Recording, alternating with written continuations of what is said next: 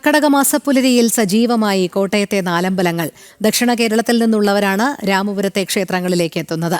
വിപുലമായ ക്രമീകരണങ്ങളാണ് ക്ഷേത്രത്തിൽ ഒരുക്കിയിട്ടുള്ളത്. രാമപുരം ശ്രീരാമസ്വാമി ക്ഷേത്രത്തിൽ നിന്ന് മിഥുൻ അയ്യപ്പൻ തയ്യാറാക്കിയ റിപ്പോർട്ട്.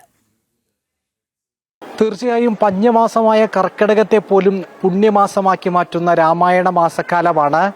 കോട്ടയത്തെ നാലമ്പലങ്ങളെ സംബന്ധിച്ചിടത്തോളം വളരെ സവിശേഷമായ പ്രാധാന്യമുണ്ട്. മറ്റ് ക്ഷേത്രങ്ങളെ സംബന്ധിച്ച്, പ്രത്യേകിച്ച് മറ്റ് ക്ഷേത്രങ്ങളിൽ നിന്ന് വ്യത്യസ്തമായി തൊട്ടടുത്ത് തന്നെ 4 ദശരഥപുത്രന്മാരുടെയും ക്ഷേത്ര സങ്കേതങ്ങൾ ഉൾക്കൊള്ളുന്ന ഒരിടമാണ് ഈ രാമപുരം ഗ്രാമം എന്നുള്ളതാണ് ഏറ്റവും പ്രധാനപ്പെട്ട കാര്യം.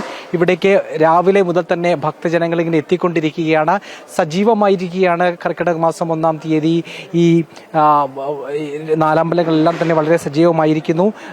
നിരവധി ഭക്തജനങ്ങൾ ഇപ്പോൾ ക്ഷേത്രത്തിലേക്ക് എത്തിക്കൊണ്ടിരിക്കുകയാണ്. ഞാനിപ്പോൾ നിൽക്കുന്നത് രാമപുരം ശ്രീരാമസ്വാമി ക്ഷേത്രത്തിലാണ്. ഒപ്പം തന്നെ കൂടപ്പുരം ലക്ഷ്മണസ്വാമി ക്ഷേത്രം, അതുപോലെ തന്നെ അമ്മനകര ഭരതസ്വാമി ക്ഷേത്രം, മേതിരി ശത്രുഘ്നസ്വാമി ക്ഷേത്രം, ഇങ്ങനെ ഈ 4 ക്ഷേത്രങ്ങളാണ് നാലമ്പല ക്ഷേത്രങ്ങളായി അറിയപ്പെടുന്നത്. ഈ 3 കിലോമീറ്ററിനുള്ളിൽ തന്നെ ഈ ക്ഷേത്രങ്ങൾ സ്ഥിതി ചെയ്യുന്നു. അവിടെ ദർശനം നടത്തി ഉച്ചപൂജയ്ക്ക് മുമ്പ് തന്നെ തിരിച്ച് ശ്രീരാമസ്വാമിയെ ഒരിക്കൽ കൂടി കണ്ട് ഈ ഒരു നാലമ്പല ദർശനം പൂർത്തിയാക്കാൻ സാധിക്കും എന്നുള്ളതാണ് കോട്ടയത്തെ നാലമ്പലങ്ങളുടെ ഏറ്റവും വലിയ പ്രത്യേകത. ഈ നാലമ്പല ദർശനം എന്ന് പറയുന്നത് തന്നെ ഒരു തവണ രാമായണം പാരായണം ചെയ്യുന്നതിന് തുല്യമാണ് ഈ നാലമ്പല ദർശനം നടത്തുന്നത് എന്നാണ് വിശ്വാസം. അതുകൊണ്ട് തന്നെ നിരവധി ഭക്തജനങ്ങൾ ഈ തെക്കൻ കേരളത്തിലെ ഭക്തജനങ്ങൾ ആശ്രയിക്കുന്ന ഈ നാലമ്പല ദർശനങ്ങളിലൊന്നാണ് ഈ കോട്ടയത്തെ നാലമ്പലം.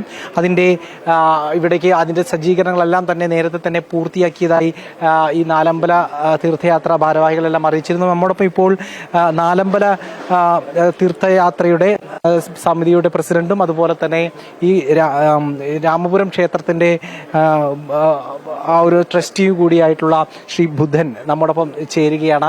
നമസ്കാരം. ഇന്ന് ഏറ്റവും പുണ്യമായിട്ടുള്ള ഒരു ദിവസമാണ്. ഭക്തജനങ്ങൾ ഇങ്ങനെ എത്തിക്കൊണ്ടിരിക്കുന്നു. എവിടം വരെയായി ഒരുക്കങ്ങൾ, എന്തൊക്കെ സജ്ജീകരണങ്ങളാണ്?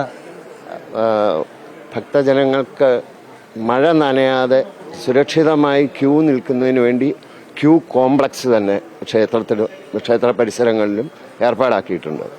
പിന്നെ യഥാവിധി കഴിക്കുന്ന എല്ലാ വഴിപാടുകൾക്കും വേണ്ട ക്രമീകരണങ്ങൾ, വഴിപാടുകൾ അങ്ങോട്ട് തിരിച്ചു കൊടുക്കുന്നതിനും വഴിപാട് രസീത് എഴുതിക്കുന്നതിനും ഉള്ള ഫ്രണ്ട് ആൻഡ് ബാക്ക് ഓഫീസ് എല്ലാം കൃത്യമായി അറേഞ്ച് ചെയ്തിട്ടുണ്ട്. യാത്രാ സൗകര്യങ്ങൾക്കായി പതിവുള്ള ബസ്സുകളെ കൂടാതെ സ്പെഷ്യൽ ബസ്സുകളും KSRTCയുടെ സ്പെഷ്യൽ സർവീസുകളും ഈ വർഷം കൂടുതലായി ഓടിക്കുന്നുണ്ട്. അപ്പോൾ എല്ലാ സൗകര്യങ്ങളും ഭക്തജനങ്ങൾക്ക് മാക്സിമം സൗകര്യങ്ങൾ, ദർശന സൗകര്യം ഏർപ്പാടാക്കുക എന്നുള്ളതാണ് ഞങ്ങളുടെ കർത്തവ്യം. അത് പതിവ് പോലെ ഞങ്ങൾക്ക് ഇത്തവണയും ചെയ്യാൻ സാധിക്കുന്നു എന്നാണ് വിശ്വസിക്കുന്നത്. ഈ നാലമ്പലയുടെ ഒരു സവിശേഷതയുണ്ട്, ഒരു പ്രത്യേക ഐതിഹ്യമുണ്ടല്ലോ. ശ്രീരാമലക്ഷ്മണന്മാർ, ദശരഥപുത്രന്മാർ ഇവിടെ എത്തിയിരുന്നു, ഇവിടെ തപസ് അനുഷ്ഠിച്ചിരുന്നു അടക്കം. അതൊന്ന് ചുരുക്കിയൊന്ന് പ്രേക്ഷകർക്ക്. അതെ, ഈ സീതാ പരിത്യാഗത്തിന് ശേഷം വിഷണ്ണനായ വ്യസനനായ ഭഗവാൻ ശ്രീരാമചന്ദ്രൻ പെട്ടെന്ന് രാജ്യം ഭരതനെ ഏൽപ്പിച്ച് ഒരു ദുഃഖഭാവത്തോടുകൂടി ദക്ഷിണ ദിക്കിലേക്ക് ആരോടും പറയാതെ യാത്ര ചെയ്തു, ഒരു യാത്ര പുറപ്പെട്ടു എന്നാണ്. അത് ഒരു സങ്കല്പമാണ്. അപ്പോൾ അങ്ങനെ വരുമ്പോൾ ദക്ഷിണ ദിക്കിലേക്ക് വരുമ്പോൾ ഈ മനോഹരമായ ഞങ്ങളുടെ ഈ രാമപുരം പ്രദേശം അന്ന് മുഴുവൻ വനമായിരുന്നു, വനവും പുഴയൊക്കെയായിരുന്നു. അപ്പോൾ ഇവിടെ ഈ ഭൂമിയുടെ ഈ ഭാഗത്തെ പ്രത്യേകതകൾ കണ്ട് അതിൽ ആകൃഷ്ടനായി ഭഗവാൻ ഇവിടെ ധ്യാനനിരതനായിരുന്നു എന്നാണ് ഒരു വെർഷനായിട്ട് കാണുക. പിന്നെ അപ്പോൾ ഈ ഭഗവാൻ ഇങ്ങനെ പോന്നു കഴിഞ്ഞപ്പം മറ്റ് സഹോദരന്മാർക്ക് ജ്യേഷ്ഠൻ ഏത് വഴിയിൽ കൂടിയാണ് വരുന്നത് എന്നുള്ളത് ലക്ഷ്മണനും സ്വാമിക്കും ഭരതനും കൃത്യമായിട്ടറിയാം. അതുകൊണ്ട് അവരും ഇതേ പാതയിൽ കൂടി തന്നെ ദക്ഷിണ ദിക്കിലേക്ക് യാത്ര ചെയ്ത് ഇവിടെ വന്നപ്പോൾ ഇത് മനസ്സിലാക്കി ഈ പ്രദേശത്ത് തന്നെ അവരും ധ്യാനനിരതരായി ഇരിക്കുന്നു. അതാണ് ഇതിൻ്റെ ഐതിഹ്യം. ഇതെല്ലാം ഒരു പഞ്ചായത്തിൽ തന്നെയാണ്. ഈ സങ്കല്പങ്ങൾക്കെല്ലാം ഒരു യുക്തി ആലോചിച്ച് നോക്കുമ്പോൾ കൂടുതൽ യുക്തി കാണുന്നുണ്ട്. അപ്പോൾ ഇത് രണ്ടും കൂടി ഒന്നിച്ച് വരുമ്പോഴാണ് നമ്മൾക്കൊരു വിശ്വാസത്തിൻ്റെ ഒരു തിയറി രൂപപ്പെട്ടു വരുന്നതെന്നാണ് എൻ്റെയൊക്കെ ഒരു ധാരണ. തീർച്ചയായിട്ടും അങ്ങനെ അതുകൊണ്ട് തന്നെ ഇത്തരം സവിശേഷതകളുള്ള ഈ ക്ഷേത്രങ്ങളിൽ എത്തി ദർശനം നടത്തുക എന്ന് പറയുന്നത് ഭക്തജനങ്ങളെ സംബന്ധിച്ചിടത്തോളം ഏറ്റവും പുണ്യമായി കരുതുന്നു എന്നുള്ളത് തന്നെയാണ്.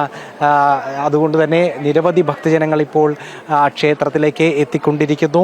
ഈ 3 ക്ഷേത്രങ്ങളിൽ ദശരഥപുത്രന്മാരായിട്ടുള്ള ഈ 4 പേരുടെയും ക്ഷേത്രങ്ങളിലേക്ക് എത്തി ഈ കർക്കിടക മാസത്തിലെ ആദ്യ ദിവസം തന്നെ എല്ലാ പ്രാർത്ഥനകളോടും കൂടി കുട്ടികളും സ്ത്രീകളും പുരുഷന്മാരും അടക്കമുള്ള നിരവധി ആളുകൾ ഇങ്ങനെ എത്തിക്കൊണ്ടിരിക്കുകയാണ്. നമ്മൾക്കിപ്പോൾ അമ്മ ഇവിടെ നോക്കൂ, എങ്ങനെയാ ഇവിടെ ആദ്യമായിട്ടാണോ ഈ അമ്പലത്തിൽ? ആദ്യമായിട്ടാ വരുന്നത്. അറിഞ്ഞു വന്നതാണോ ഈ നാലമ്പലത്തില്? അറിഞ്ഞു വന്നതാ എല്ലാവരുടെ. ശ്രീകൃഷ്ണസ്വാമി ക്ഷേത്രത്തിന് വരുവാ. എന്താണ് ഇവിടെ ഈ കർക്കിടക മാസത്തിൽ ഇങ്ങനെ തന്നെ തുടങ്ങാൻ നാലമ്പല ദർശനത്തിൽ തന്നെ തുടങ്ങാമെന്ന് കരുതിയില്ലേ? അതെ അതെ. എന്തൊക്കെയാ കർക്കിടക മാസത്തിൽ ഇനി പരിപാടികൾ? എന്തെങ്കിലും പ്രത്യേക പരിപാടികളൊന്നുമില്ല. അമ്പലത്തിൽ വന്ന് തൊഴുക. അവിടെ നിങ്ങൾ ഓത്തറക്കാരാണ്, അവിടെ വലിയ വിശേഷമാണ്. പിന്നെ ശ്രീരാമന്റെ ഇതായതുകൊണ്ട് കർക്കിടക മാസത്തിൽ നാലമ്പല ദർശനം നടത്താവുന്നത്. അങ്ങനെ ഭക്തജനങ്ങൾ ഓരോരുത്തരും ഇങ്ങനെ ഈ നേരത്തെ പറഞ്ഞതുപോലെ തന്നെ ഈ പഞ്ഞമാസത്തെ പുണ്യമാസമാക്കി മാറ്റാൻ രാമായണത്തെ മുറുകെ പിടിച്ചിരിക്കുകയാണ്, രാമമന്ത്രങ്ങളെ മുറുകെ പിടിച്ചിരിക്കുകയാണ്. രാമക്ഷേത്രങ്ങളിലേക്കുള്ള ദർശന പുണ്യത്തിനായി സംക്രമിച്ചുകൊണ്ടിരിക്കുകയാണ്. അങ്ങനെ വലിയൊരു യാത്ര തന്നെ എല്ലാവരും സജ്ജമാക്കിയിരിക്കുന്നു രാമക്ഷേത്രങ്ങളിലേക്ക് എന്നുള്ളത് തന്നെയാണ് ഇന്നത്തെ ഈ സവിശേഷത.